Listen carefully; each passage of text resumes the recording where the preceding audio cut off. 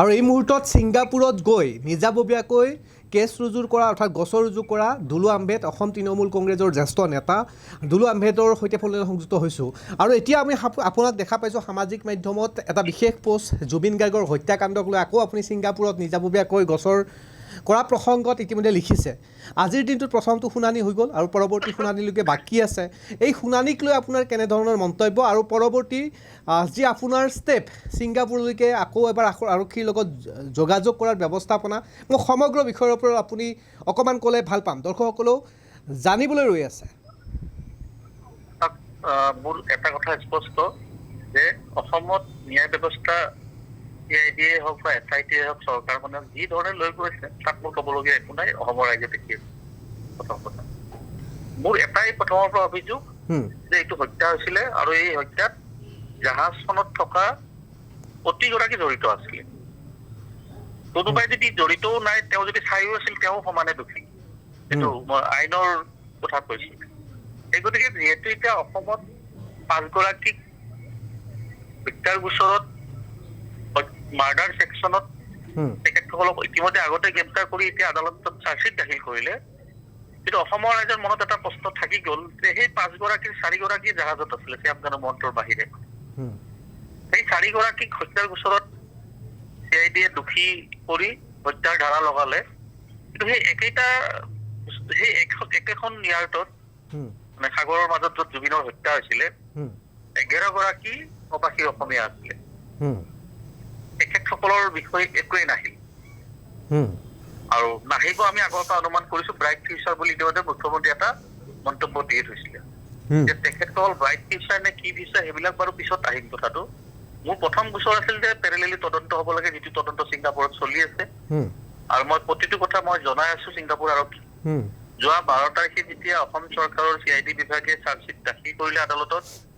মই চাৰ্টিফাইড কৰি পোৱা নাছিলো আৰু তাত কি কি লিখা আছিলে মই যিহেতু জনা নাছিলো গতিকে মই আহাত একদিন যদিও লেট হৈছে যোৱাকালি মই ছিংগাপুৰ আৰক্ষীত নিজে যাই মই ক'লো যে আপোনালোকে যি কেইগৰাকী জেৰা কৰি যাব দিছিলে তাৰে 5 গৰাকী হত্যাৰ লগত অভিযুক্ত এই কথাষাৰ আকৌ আপুনি ক'লে ছিংগাপুৰত গৈ হয় এই কথাষাৰ কালি ক'লো মই তাত মোৰ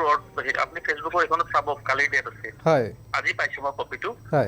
তেতিয়া তেখেতসকলে ক'লে যে মোৰ যিটো পুৰণি গোচৰৰ তদন্ত চলি আছিল ইয়াতে মই চৰকাৰৰ গোচৰ কি হৈছে মই নাজানো দে মই মোৰ গোচৰৰ কথা কৈ আছো মোৰ গোচৰৰ লগত এডিচনেলি মোক আৰু এটা অভিযোগ এখন লিখিতভাৱে দিব দিলে মই লিখিত দিলো যিটো কপি আপোনাৰ মই ছ'চিয়েল মিডিয়াত ইতিমধ্যে দিছো তাত চাব আগৰখনৰ নাম্বাৰ বেলেগ এইখনৰ নাম্বাৰ বেলেগ মই পূৰ্বে যিখন দিছিলো এই দুখন বেলেগ বেলেগ আৰু তাত তাৰিখো লিখা আছে আইলেণ্ডটোৰ নাম লিখা আছে আৰু মই যি কৈছো গোটেইখিনি কথা লিখা আছে আপুনি চাওক ব্ৰিফ নোট বুলি এটা আছে হয়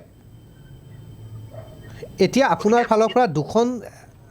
গছৰ দিয়া হ'ল ছিংগাপুৰত আৰু দুখনে পৃথক পৃথক শেষৰখন যি গছৰ এই গছত কি আছে শেষৰখনত দ্বিতীয়খনত প্ৰথমখনত আছিলে যে পেৰেলেলি তদন্ত যিটো অসমত চলি আছিলে ছিংগাপুৰত 11টাৰ বিষয়ে বিৰুদ্ধে হ'ব লাগে সেইটো মোৰ প্ৰথম যিখন মই 15 অক্টোবৰত দিছিলো ইয়াৰ ছেকেণ্ডখন মই হঠাৎ দিয়াৰ কাৰণটো হৈ গ'ল যে যেতিয়া হত্যা বুলি অফিচিয়েলি চাৰ্জশ্বিট আহি গ'ল আদালতত এতিয়া মই ছিংগাপুৰ আৰক্ষীক ক'লো যিহেতু মই আগৰ পৰা কৈছিলো হত্যা হৈছে বুলি এই হত্যাকাণ্ড হোৱা বুলি ইতিমধ্যে CID মানে চাৰ্জশ্বিট দাখিল কৰিছে আৰু এই চাৰ্জশ্বিটত 5 গৰাকীৰ নাম আহিছে আৰু এই 5 গৰাকীক ইতিমধ্যে ছিংগাপুৰ আৰক্ষীয়ে যোৱা 19 ছেপ্টেম্বৰত জুবিনৰ যিদিনা মৃত্যু হৈছিলে সেইদিনাখনে জেৰা কৰিছিলে জেৰা কৰি তেখেতসকলক যাবলৈ দিছিলে আৰু জুবিন গাৰ্গৰ মৃত্যু পানীত পৰি মৰা বুলি এটা ৰিপৰ্ট ওলাইছে সাধাৰণতে যিটো পানীত পৰিয়ে ঢুকাইছিল এইটো সকলোৱে জানে কিন্তু ঢুকোৱাৰ আঁৰত কি ৰহস্য আছিল ছিংগাপুৰ আৰক্ষীখিনি সময়ত গম পোৱা নাছিলে এতিয়া যিটো হত্যা বুলি চাৰ্জশ্বিট দাখিল হ'ল সেই কথাখিনিয়ে মই আৰক্ষীৰ লগত আলোচনা কৰিলো যে আপোনালোকে হত্যাকাৰীক যাব দিলে নেকি কথাটো তেনেকুৱা হৈছেতো এতিয়া তেখেত ক'লে যে আপোনালোকৰ যিটো ক'বলগীয়া আছে আপুনি লিখিতভাৱে আমাক জনাব পাৰে আমি সেইটোৰ ওপৰত তদন্ত কৰিম মই যোৱাকালি লিখিতভাৱে দিলো আৰু মোৰ কথাবিলাক মই স্পষ্ট কৰি আছো মই কোনো লোকচান কৰা নাই প্ৰতিটো কথা অসমৰ ৰাইজে বুজি পায় নিশ্চয়কৈ ধন্যবাদ জ্ঞাপন কৰিছোঁ আপুনি ফোন লাইনত সংযুক্ত হোৱাৰ বাবে